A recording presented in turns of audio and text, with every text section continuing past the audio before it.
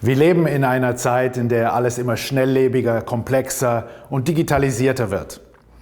In diesem Umfeld haben Kunden hohe Ansprüche, Produkte und Dienstleistungen werden immer vergleichbarer und damit auch austauschbarer. Das Gleiche gilt für den Arbeitsmarkt, wo das Finden und Binden der richtigen Mitarbeiter für viele Unternehmen zunehmend zu einer großen Herausforderung wird.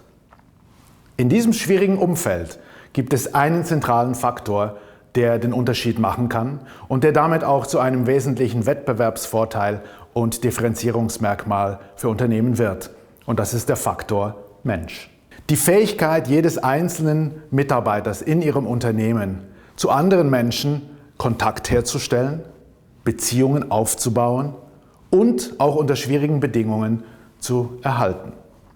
Diese interpersonale Kompetenz oder Beziehungskompetenz wird damit zu einem entscheidenden Erfolgsfaktor, weil er sich auf Führung, Zusammenarbeit und Kundenkontakt direkt auswirkt und damit natürlich Einfluss hat auf den Erfolg Ihres Unternehmens. Wie können wir diese interpersonale Kompetenz entwickeln? Schauen Sie, es macht wenig Sinn, einfach nur das nächste Führungs-, Kommunikations- oder Verkaufsseminar zu organisieren, denn damit kratzen wir im besten Fall an der Oberfläche. Wenn wir wirklich einen Unterschied machen wollen, müssen wir in der Stärkung der Selbstkompetenz beginnen.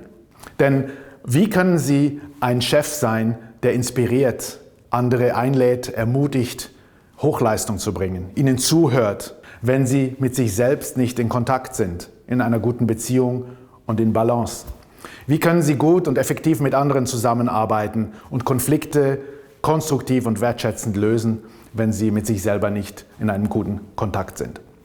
Das heißt, wir müssen zuerst nach innen gehen und wie in der Natur, wo es nichts gibt, was nicht von innen nach außen wächst, mit der Entwicklung der Selbstkompetenz beginnen.